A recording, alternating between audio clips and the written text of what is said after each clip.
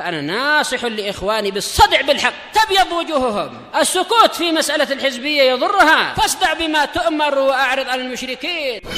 سلامي على دماج ورجالها والشيخ يحيى ودار العلم يا سعد بانيها. Bismillahirrahmanirrahim. Qala al-mu'allif rahimahullah, tatimman, penyempurna.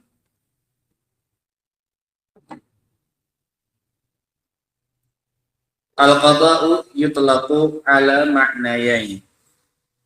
Kata qada' itu dimutlakkan untuk dua makna. Ada dua penggunaan, ada dua istilah untuk kata qada'.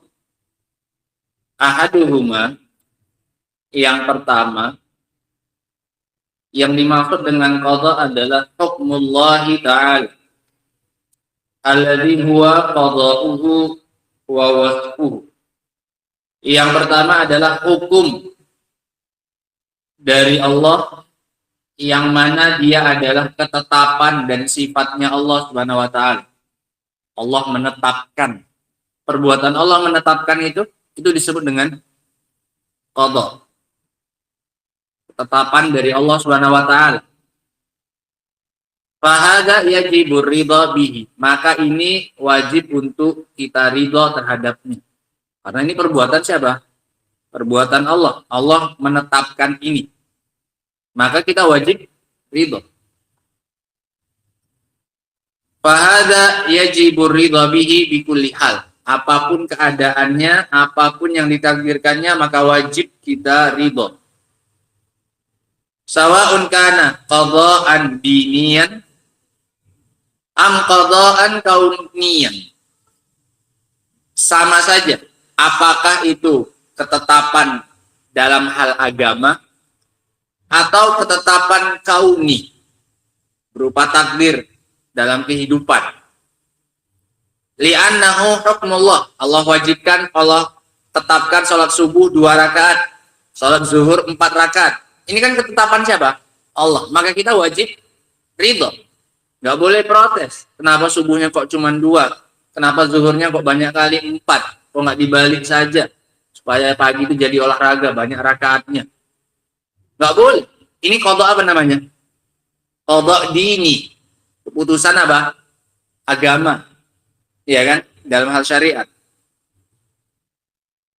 Atau keputusan apa? Kauni. Ini yang di luar agama. Hari ini sakit.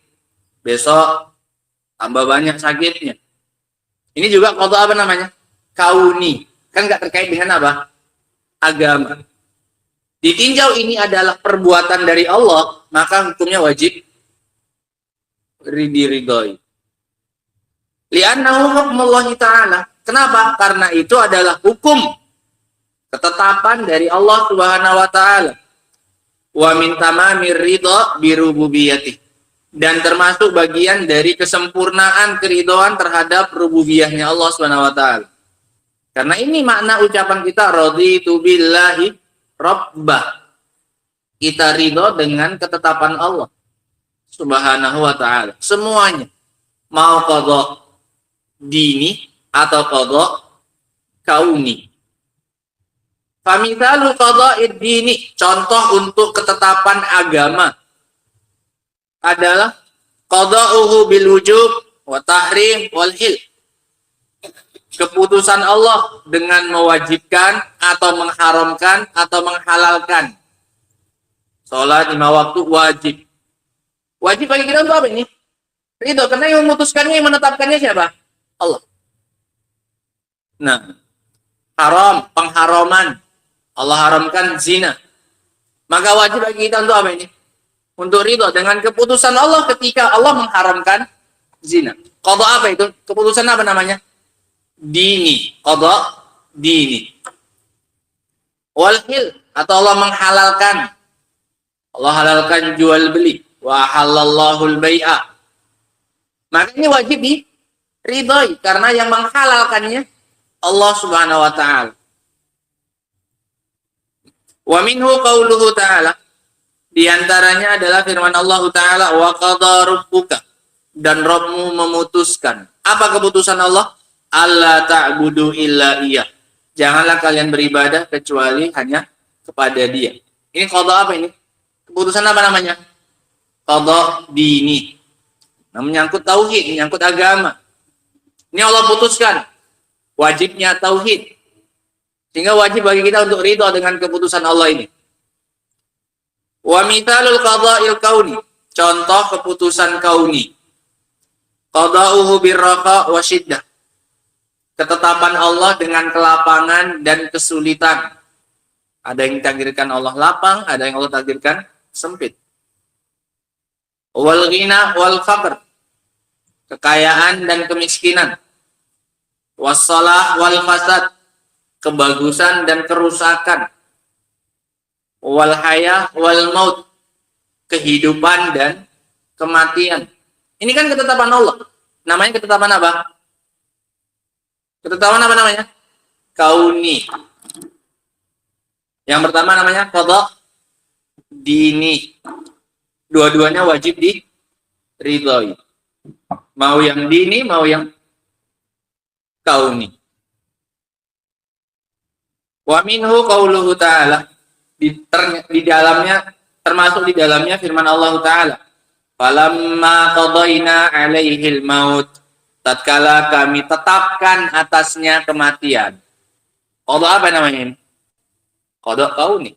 Siapa ini yang Allah tetapkan atasnya kematian? Siapa? Hah? Siapa? Iya, ini falamma qadaina alaihil maut, tatkala kami tetapkan atas dia kematian. Siapa? Hah? Iya, manusia yang mana? Siapa ini? Hah? Sulaiman. Yang dimaksud dalam ayat ini Sulaiman. Falamma qadaina alaihil maut, madallahum ala mautihi illa dabatun ta'kulu min sa'at. Tatkala kami tetapkan, kami putuskan dia untuk mati. Ini qadha. Di ini apa kauni? Hidup mati seorang ini. Kauni. Maka nggak ada yang menunjukkan atas kematiannya kecuali binatang atau serangga yang memakan tongkatnya. Dimakan kemudian jatuh. Pasukannya semuanya masih kerja ya. Dipikir dia masih apa ini? Masih hidup, ngawasi. Itu maknanya. Madallahum ala mautihi illa dabatun. Gak ada yang menunjukkan dia itu sudah mati kecuali serangga yang memakan apanya? Tongkatnya. Nah, ta'kulu min sa'at. Kemudian tumbang. Oh, baru tahu ternyata pasukannya. Ternyata dari kemarin udah apa ini? Udah mati. Paham ya? Sehingga ini maksud di sini adalah qadha apa? Qadha kauni terhadap Nabi Sulaiman alaihi salatu wassalam. Wa minhu qauluhu ta'ala. Termasuk juga qadha kauni firman Allah Ta'ala. Wa qadaina ila bani Israila fil kitab, dan telah kami putuskan, kami tetapkan di dalam kitab kepada Bani Israel. Apa itu keputusan Allah? La tufsidunna fil ardi marratain. Kalian pasti akan melakukan kerusakan di muka bumi 2 kali. Wala ta'lunna uluwan kabira, dan kalian pasti akan menganggap diri kalian besar, menganggap tinggi diri kalian. Kalian akan menyombongkan diri kalian. Ini qadha Allah yang bersifat apa? Kauni. Allah putuskan mereka akan melakukan kerusakan. Ditakdirkan oleh Allah memang. Nah, ini 2 macam qadha. Kalau dimaknakan qadha itu sebagai hukumnya Allah Subhanahu wa taala, ketetapannya Allah Subhanahu wa taala. Maka apapun kondisinya, apapun keadaannya, apapun yang diputuskan oleh Allah wajib untuk diridhoi. Al-makna tsani, makna yang kedua. Makna yang kedua dari apa ini? Ali? Dari kata qadha. Makna yang kedua, al-maqdi. Sesuatu yang ditakdirkan. Sesuatunya itu juga disebut qadha. Sesuatunya tadi, kehidupannya, kematiannya, kekayaannya, kemiskinannya, sehatnya, sakitnya, itu disebut juga dengan istilah apa? Qadha. Kalau yang pertama tadi yang mana qadhanya? Perbuatan Allahnya, ketetapan Allahnya itu. Ketika Allah menetapkan Ini juga bisa disebut apa? Qadha. Hasilnya tadi itu juga bisa disebut apa? Qadha. Bisa perbuatan Allahnya disebut qadha, sesuatunya itu pun juga bisa disebut apa? Qadha. Boleh pakai ini pun disebut qadha, yang ini pun juga disebut apa? Qadha. Kemiskinan itu adalah qadha-nya siapa? Allah. Perbuatan Allah ketika menakdirkan miskin itu pun juga boleh disebut apa? Qadha. Nah, kalau pakai mana yang kedua, wa huwa naw'an, ada dua macam, ada dua jenis. Kalau qadha maknanya maqdi, isim maf'ul, objek yang Allah takdirkan, sesuatu yang Allah takdirkan, bukan perbuatan Allahnya sekarang maknanya, tapi sesuatu yang Allah takdirkan. Paham ya? Ini kan ada qadhinya, ada yang menakdirkan, yang menakdirkan siapa? Allah. Ada perbuatannya muncul dari Allah. Apa ini perbuatannya? Ya qadha juga bisa. Hasilnya juga disebut apa? Qadha. Ini makanya dua penggunaan istilah qadha. Bisa untuk perbuatan Allahnya, bisa untuk apanya? Hasilnya. Hasil yang Allah tetapkan itu. Ada dua macam. Yang pertama al-awwal al-maqdi syar'an. Keputusan Allah secara syar'i. Hasilnya, tapi secara syar'i. Fa yajibu ridha bihi wa qabuluhu. Maka ini wajib kita untuk ridha kepadanya dan menerimanya. Bagaimana cara menerimanya?